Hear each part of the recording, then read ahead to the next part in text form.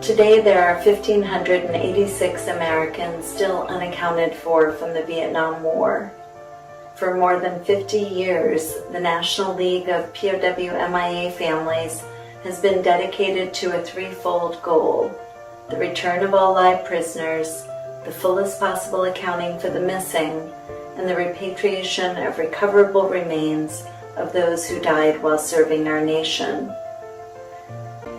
Also, some history from Carol Bates Brown, one of the founders of the POW MIA Bracelet movement. Hi, I'm Carol Bates Brown.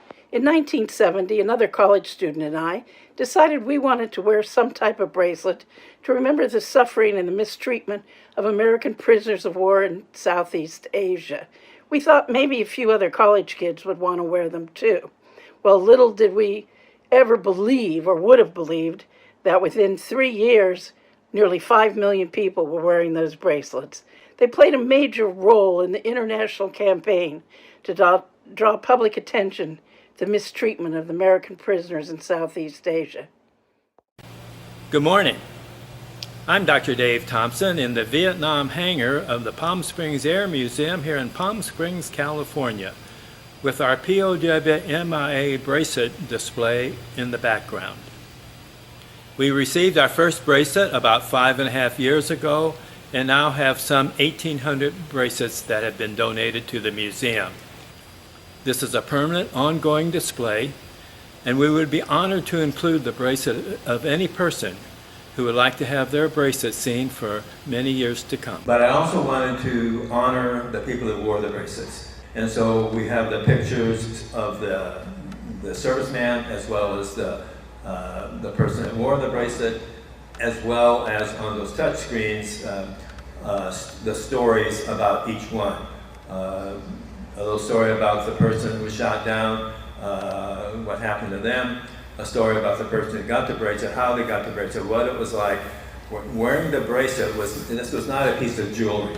That person on the bracelet became part of your family. Somebody that you cared about, that you prayed for, that you hoped for, that would come home. Don Barnett is with us today at the Palm Springs Air Museum here in Palm Springs, California, with a F-105 Thunder Chief in the background. I'm the brother of Colonel Robert W. Barnett. He flew the F-105 out of Thailand in his 43rd mission. He was hit by a Psam missile. He is north of Hanoi, and so he ended up with 5.5 years of prison as a result. Around 1970, the bracelets began.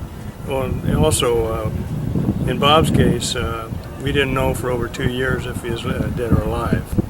I purchased my bracelet through Bob's wife, Anita.